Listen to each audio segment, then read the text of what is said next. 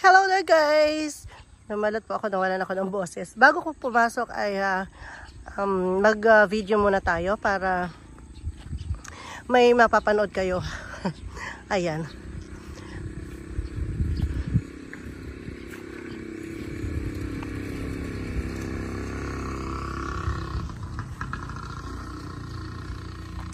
Ito tayo sa garden sa bukid. May mga bagong graft dito. Tapos, meron ng mga dati dito, mga giant. Na dati na natin to na i-video. Medyo hindi ganun kadaling ibenta to kasi sobrang lalaki. Hindi kasya sa kolong-kolong. Pero kung mag-visit kayo dito sa garden at magdadala ng sarili nyong sasakyan, pwede nyong ma-avail ito. Ay, ang ganda nito, combination ng ng splash butterfly at saka king opal. And then sa taas, ayan, meron pa mga ibang kulay.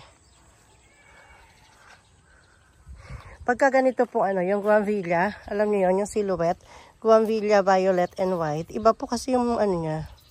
Iba yung sanga, hindi yung yung pinakabalat. Parang crocodile skin, kaya hindi ko to pinag-graph. Hindi namin to ginagraph. Mahirap siyang buhayan. Ayan, ang mga giant natin dito sa bukid.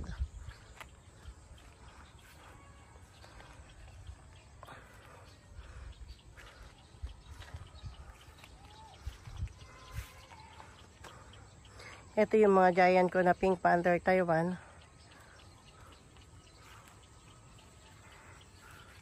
Ito yung, ang laki-laki ng paso nito, ang bigat eh.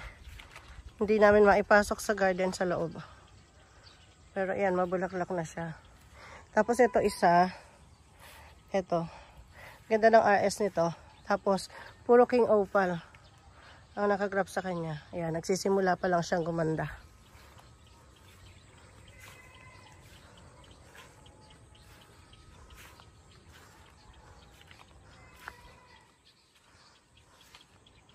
Ayan, pagkatapos nito ay pupunta tayo dun sa greenhouse natin na nandito rin sa bukid dahil yung greenhouse natin sa loob ng bakuran ay kasalukuyan pang ginagawa, hindi pa matapos-tapos.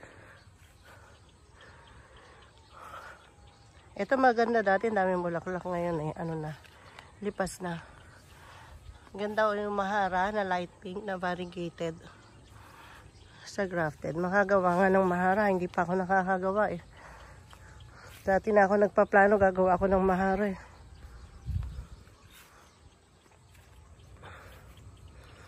Ayan, wala na yun nandito na ipasok na sa loob dahil maganda na siya. Pag maganda na kasi at medyo mababa, pinapapasok ko na sa garden sa loob. Pero yun itong mga malalaki na to, hindi na to papasok, kaya dito to. Ito mga butterfly oh. Yan. Ganda. Tapos dito may butterfly yellow. Kasi pag mamulaklak yung butterfly. Ito naman SF orange. Yan. Ito yung iba sa aking mga mother plant. Yung ilan lang sa mga mother plant.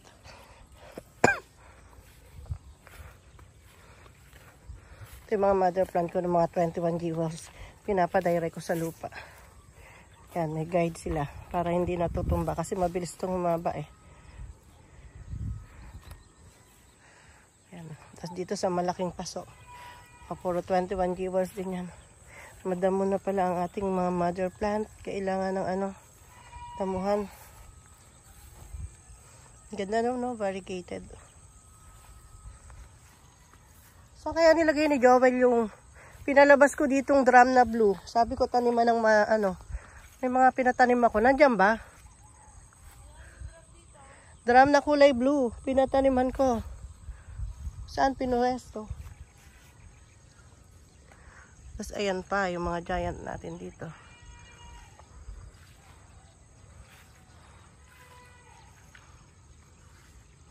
Ayan, lipas na yung flower nung iba.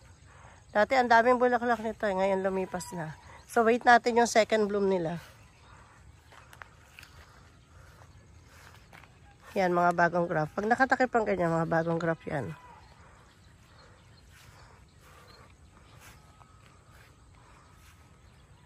Ito, ang ganda pala ng flame red. Yung solo na flame red. Pulang-pula. Yan, di po mabebenta yan kasi super laki po ng kanyang paso na cement pot din. So, ano lang po siya, display lang dito sa garden. Pero maganda pala yung solo na flame red. Gumagawa na kami solo king opal. Pero ngayon lang ako nakagawa ng solo na flame red. Ganda pala niya. Ito rin mabigat na to. Ito rin, ay to. Ayan, yung paso na yan. Na mga puro mahara din yan. Kaya lang hindi makitang mabuti. Ano? Dapat kasi pagkatanghalian nagbablog eh. Ayan, ito. Sobrang dami naman ng orange. Ano to? Moonlight orange. Sobrang kapal mamulaklak. Moonlight orange.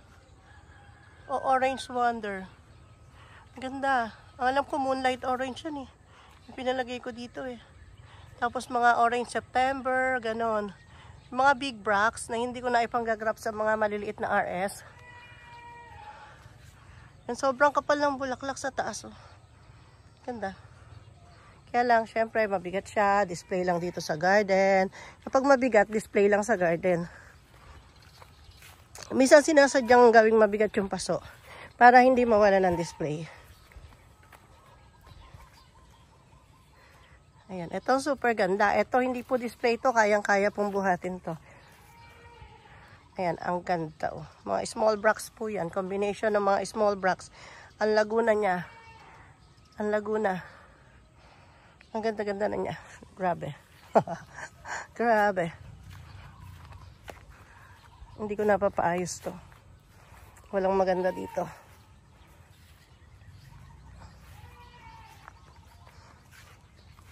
And then, ayan pa. Dito ang daan natin, papunta doon sa greenhouse na yon. Doon tayo pupunta mamaya. Dito muna tayo.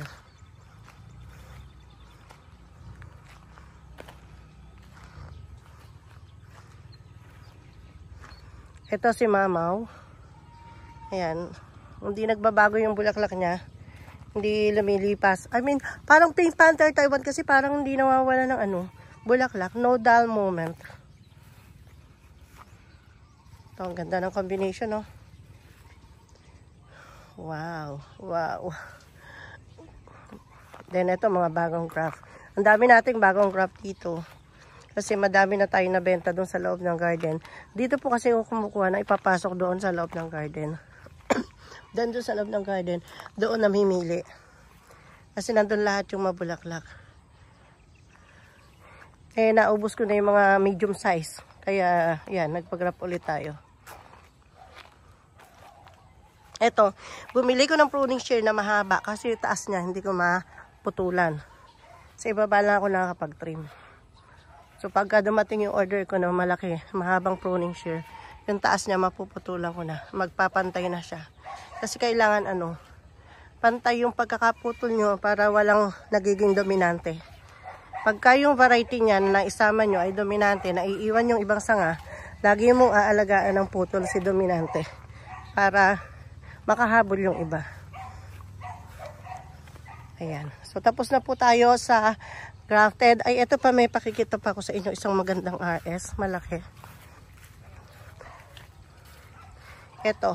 Yung sabi ko na talagang niliitan ko yung paso para mabenta. Kasi ang dami ko ng malaking paso na hindi pwedeng ibenta. This time, pwede siyang ibenta. Ayan. Ang daming nakagraph sa kanya. Hindi ko pa natitrim dahil syempre mataas nga. Gusto ko kasi ako nagtitrim eh. Ayan. Super laki ng RS na yan. Ayan, sa taas. So, ititrim ko muna yan isang araw.